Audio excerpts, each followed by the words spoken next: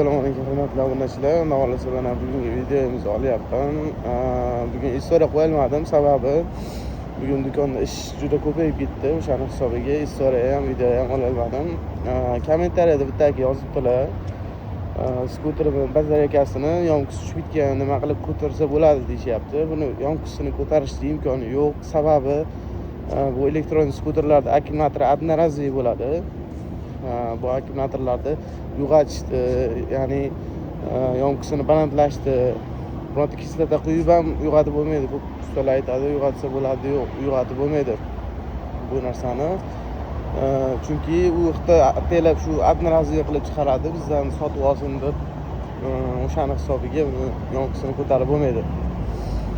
Mashinalarnikini ko'tarsa bo'ladi, chunki ular kislotli bo'ladi. Kislota quyib ko'tarsa bo'ladi.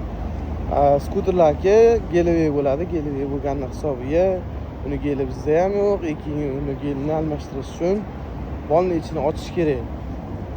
Sababi u отдельно qilib joylanadi bu skuterlar akkumulyatoriga. Mana bu mashinaning akkumulyatoriga shunday quysa ham quyilib o'sha joyiga yetib boradi. Ya'ni keyin yaxshi yuradi demoqchiman.